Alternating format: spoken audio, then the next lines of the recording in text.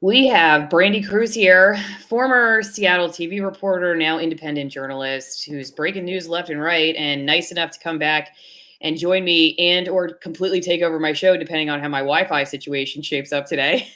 Brandi, you have this exclusive here on your locals, brandikruse.locals.com. Go follow her there. Make sure this email is deleted. How gender ideology led to a secret teacher-student relationship. Give us the Reader's Digest version so people go read your story. Yeah, and I pinned it for the next 24 hours on the top of my locals page, so you don't have to go digging for it. And this, to me, so the Olympia School District in Olympia, Washington, is known nationally as sort of one of the poster childs for woke gone wrong in our public education system, and the infiltration of politics and gender ideology into public schools, across the spectrum from K through 12. There's been a lot of stories that have come out of this district. So I think it's important to know that up front. And I'm sure that no matter where your viewers are, they've probably heard about some of these. Olympia School District created a segregated club for little kids of color to protect them from white students. They had a woman who was appointed to the school board who was a activist, a BLM activist, who was caught on camera telling people to burn, to destroy the city, essentially, to make a point for police. And so they've had a lot of issues that have made headlines both locally and nationally. But this came to us through a concerned parent who was actually sent anonymously thousands of pages of emails from a particular fifth grade teacher named Jennifer Knight. And the reason this parent was sent these is she's been very outspoken about what's been happening in the Olympia School District. And so some concerned parents did the PDR and sent them to her. And it is, the emails tell the story of this teacher, Jennifer Knight, and really how she's not only pushing gender ideology on this particular student that's at the center of our story, who is a fifth grade, so 10 years old, biological girl. And it shows the lengths that this teacher goes to try to keep this 10-year-old's preferred gender a secret from her parents. And that's where, the headline, we share some of the most egregious emails where you've got this teacher, Jennifer Knight, who engages in this secretive email relationship with this student to try to keep her secret. Says, one of the emails says, "I kept emailing you, but I was worried your mom interfered before you saw my messages." Another email said, "I would take you into my home anytime you need."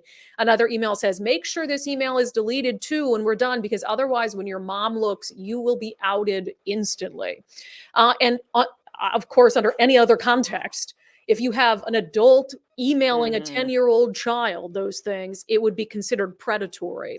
But somehow at this school, this is not just a one-off. This is the result of policies around gender identity that encourage secrecy between parents or between students, staff, and teachers. And I can get more into the policy at the center of this if you'd like. Yes, I do. I do want you to do that. But first, when you're listening to Brandi talk about this, you're like, I need a drink. Most of the people that come on here, I think my subscribers are like, I need a drink. I'm pretty sure that's pretty synonymous. Like, no matter who you are, whatever people say when they come on the Alice Morrow show, it's basically like, wow, I didn't realize it was that bad. It is that bad. It is. But there's hope, because if you would like to engage in a different kind of extremism than what Brandi's talking about today, then you should go get some Allison wine promo, because these are extremist altitude wines. They're very good. They come from extremist regions, very high. The one in the middle, 9,000 feet. On the left and right, almost 6,000 feet. Very remote. Wines from Argentina. Can't get them in the grocery store. Why would you want to? They really do keep me in business. When you guys go support Allison wine promo, you're not only telling my sponsor, hey, we appreciate that you stick with Allison through all her crazy interviews. Brandi's not even close to the craziest. But she's getting there. No, I'm just kidding. But you support a company instead of going and buying Franzia, which I don't even know what they think about censorship. But you support a company that has put themselves on the line to say, we believe in free speech. We want to have open dialogue about a great glass of wine, and you support my work. So it's a win-win-win-win. And you get to be an extremist without going to federal prison or engaging in the behavior Brandi's talking about today. So go get some Allison wine promo. All right, Brandi. Yes. Tell us, how did we get here? Because it didn't just happen overnight. Sure. So, and this is not just exclusive to the Olympia School District. This is reflective of a statewide policy in the Office of Superintendent of Public Instruction. And it has to do with how staff and how teachers handle a student who thinks they might be a different gender than the one they were born. So, what the policy says essentially is that if you have a student of any age who decides that they want to go by a different gender at school, let's say it's a biological girl and they all of a sudden want to be he, him, or they, them, and they want to use a different name at school that they think more aligns with their chosen gender. Teachers not only have to respect that decision from the student, but teachers are prohibited from telling the parents if the student doesn't want them to. So if a student has decided to change their gender, the gender they're going by in school, and they tell the teacher, hey, I'm going to go by Tommy at school, I'm going by Tammy at home, my parents don't know, the teacher under policy has to keep that secret. So just with that policy, inherently in the policy, you are encouraging secretive relationships between students as young as 10 years old, like in the example we're talking about, and their teachers, policies that are designed explicitly to keep parents in the dark. And that's problematic. Brandi, I got a couple questions from folks over on Locals, and just a heads up, everybody. Again, Brandi is on Locals, so brandikruse.locals.com. Brandi with an I, like Allison with one L. Very important to get that right. Go support her work over there, and you can read this whole story for itself. It's fascinatingly cringe. Brandi, Critical Thought wants to know, what do you think of the following? If a new law allows the teacher state to surreptitiously abscond with the child, then they are both responsible for the care and must take full responsibility for the child until the child's 18th birthday. I know that this is extreme and an unacceptable solution for 99.99% of parents, but if the state and the teacher had to take full responsibility for every child that they influence and then take from the parents, perhaps they would think twice before interfering with the rights of the child's parents. Food for discussion starter. What do you think? I think essentially saying right now, at least how we understand it, is that the kid like becomes, influenced and controlled by the state, but the parent gets the bill and has to be like ultimately legally responsible. What if you just said, okay, fine, you guys take the legal responsibility and the financial responsibility, and it does, I can understand, but to play the mental game here, would that be some kind of deterrent? I think is what the person's asking. I actually think in a roundabout way, that scenario isn't too far from something that could eventually happen. When you have the state of Washington that says, hey, we're going to hide this from parents, and you have kids like in our story, the 10-year-old who is really struggling mentally and emotionally. Well, let's say that something happens to that child, or let's say that child gets some sort of irreversible surgery at some point, and then it doesn't go wrong, and that child or their family decides to sue the state of Washington. I don't think we're too far out from lawsuits happening over these things. And so if there are lawsuits where there is financial liability for individuals who engage in this kind of behavior, even if they're doing so as a public employee, could that fear of being sued or the burden of that be something that changes their minds about how they're willing to engage with these kids on these issues? Yeah, KM, how many already missing children have already been rescued to an alternative lifestyle? I mean, I guess if you think about it, there is precedent for this even before this specific issue. The idea that like, we're helping you with a new situation. And as you mentioned, if it weren't this particular issue, you're right. A lot of people that right now think this is fine would be like, this is crazy. It's how I also think kind of the change blindness is part of it too. I do think some of the folks who think this is fine, if this had happened overnight 10 years ago or 5 years ago, probably also wouldn't think this is okay. But it's just the line's been pushed so slowly over time. The change blindness is real.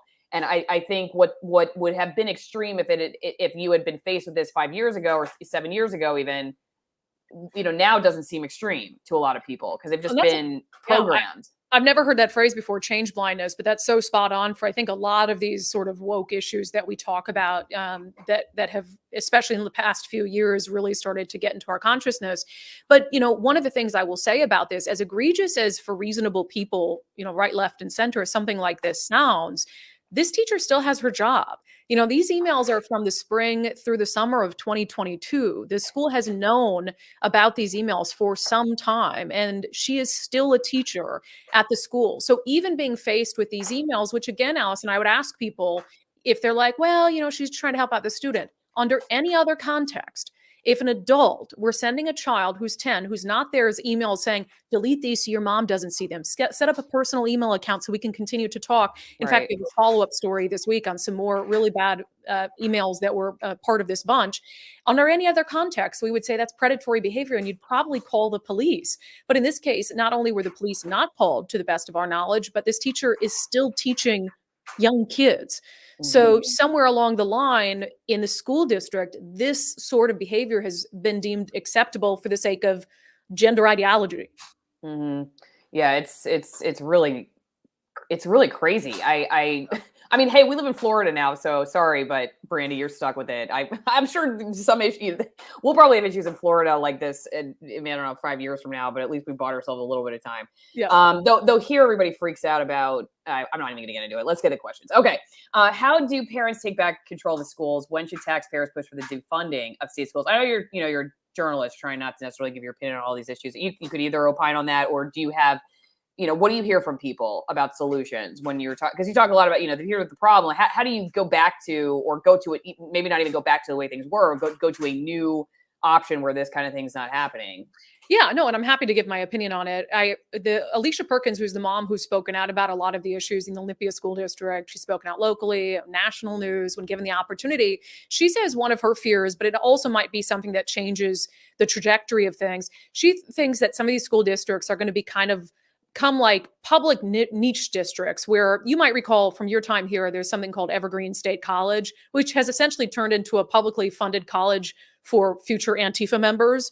And it's kind of known as that. So could you have a situation where so many sane parents pull their kids out of this particular district, put them in private school, put them, homeschool them for parents who are able to do that or who can afford to do that. And then what's left are all the parents who really love these policies and all the parents who think it's cool that they're sending their kids to a school that shoves this stuff down their throat. And so then you look at, okay, well, what kind of funding is this school district left with if that's the case? And so I think and we're already on a trajectory of so many parents pulling their kids out of public schools. So if it gets to the point where it's impacting teacher salaries and teacher jobs, the teachers union is the most powerful union in the state. Could there be some sort of change there to protect their pocketbook, to protect their members?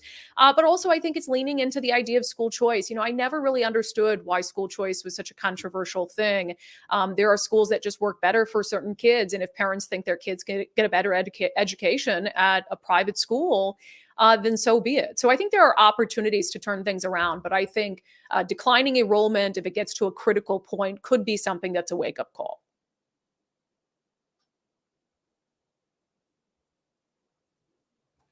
I muted myself. Sorry. I was like, I My can't daughter's hear you. playing in the background. I did not ban Meh. Meh is regular contributor in the comment section. If I did, that was a total accident. I did ban 2 bots that were clearly bots, but I didn't do that on purpose. So Meh, if you're watching this, I'm sorry. Can you start a new account? I don't think I banned you. I don't know how to get back to you. Okay. My last question about the media. You break this story. Did it get any attention? Not this story specifically, no. And I'm kind of surprised by that because, again, well, am I surprised by it? Let me ponder that. I I guess I'm not surprised by it, but I wish it were different because this is such an egregious example. And I mean, you know that I'm an independent. And so I tend to think that I can look at things logically, not through the lens of a particular political party or ideology. And when I look at this, it's just on its face so wrong. And so for other outlets not to pick this up and point it out, I think I attribute that to, and you know this very well, Allison, from the background you came from in TV news, I think transgender issues are hard for them to cover. I think that these issues are too complex for TV news in particular, but I think that also they don't want to offend anyone. And so I think they're worried about raising legitimate questions about some of these issues around gender identity because they've just decided, well, that's too dangerous. We don't want to offend anyone. And that's problematic because, again, this isn't just a one-off. This isn't just one teacher and one student. This is the result of a policy that's designed to do exactly this. And it's really freaky stuff because I think this teacher, Jennifer Knight, I think she's well-intended. I think that she actually in her heart believes she's doing the right thing for this student and saving her from some life as the gender she was born in. But imagine how this policy could be abused by a teacher who doesn't have good intentions. That's really scary stuff, because you have a policy that's covering that teacher's secret relationship with a kid, and Yeah, that could be bad. So think about the person who even has the good intentions. I mean, the road to hell is paved with good intentions. Even the person who, like this person, with her good intentions, that could be the worst. I mean, that could be some of the worst evil done, in the name of like, oh, I'm really trying to help. I'm really trying to help you. And why do people think that just because, like, see, this is the issue that I have with like the folks who think that if the state just out, okay, you can out. When there's censorship, like, oh, the government needs to protect us from ideas, or the CDC needs to protect us from treatment, or whatever it is that the government is protecting us from. Rarely do I hear people say, but what if they get it wrong? What if they got it wrong? How are they always just seen as like the better option, as if even the teacher who has the best intentions isn't going to potentially or probably, at some point do something that's very damaging for the kid. And why are they seen as like it's just a safe option? Like you have it's just because your intentions, you think your intent. There have been a lot of really bad things done with good intentions, and yet that's how we're looking at this. Like it's a good intention, so you can just do all these crazy things. Somebody mentioned in the chat that homeschooling will probably be made illegal at some point.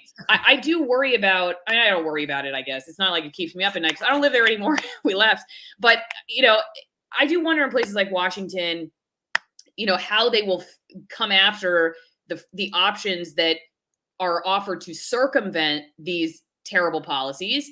And they will come after it. I have seen headlines like professors saying how concerned we need to be that homeschooling is becoming more popular, because now kids aren't going to have regular talks with their teachers, which were their safety net if there was abuse in the home, so that are we going to know if kids are abused in their home if they're not coming to school? So now we got to figure out how we're going to limit or oversee, license, I guess, homeschooling. I bet that'll be the next thing. You'll have to somehow get some kind of licensing to be participating in homeschooling. There will be a way they'll come after it. I mean, frankly, with this law and I think precedent for us as parents, because every once in a while I think, gosh, it was so pretty there. I loved hiking. I loved there was a lot I loved about Washington State, but there's just no way. How as a parent can you stay? I mean, people who are still trying to fight the battle there. I'm not trying to say that's necessarily the wrong thing, but there is just so little room as a parent now to dig in your heels and feel like you have recourse. When it starts to get to the point where the state can say you're abusing your child and take your child from you, that's kind of a point of no return, Brandi. It's very hard to come back from that. yeah, and this isn't happening on an island. One of the things that I've talked about and why I've been supporting a referendum that would undo Senate Bill 5599, which was signed into law earlier this year by Governor Jay Inslee, which allows a kid of any age to run away to a shelter, show up and say, I'm here for protected health care, so like gender hormone therapy, and the shelter under law cannot tell the parents where their child is, the physical location. Like that's crazy stuff. I think that's government sanctioned kidnapping of kids. And what I've told people about the importance of stopping laws like that and why we ran a referendum on it is down in California, they're trying to make it so that a parent who doesn't support their child's desired gender ideology, that could be used against them in a custody hearing. And so there is no end to this slippery slope if you don't put your foot down and say enough is enough. And I'll just leave your folks with this, Allison, that we're running on my locals page on Sunday an exclusive update to this story. And some of the new details are pretty horrifying. We had a hint of them when we ran the initial story, but we were just working to pin them down more. And I'll just give your folks just a little glimpse of it. But it turns out that this family was a family of immigrants, that this young girl, her family they were immigrants to the United States. They were mortified as immigrants about fearful the school could take her away. They didn't know. So they actually moved back out of the country over all of this. Totally upended their lives in the United States because they were so scared that this teacher was going to abscond with their child and that the government would keep their child. So we have some interesting, and by interesting, I mean absolutely devastating updates to this story and the impact it had on that young girl's life. All right. Well, if that isn't teased enough, I don't know what is. Everybody go to brandikruse.locals.com. Get all of the exclusive content when you become a supporter. And you could also go to AllisonMorrow.locals.com if you're not there. And join my editorial board and put in questions for people like Brandi. Brandi Kruse, thanks. Thanks, everybody, for watching. And we will see you next time.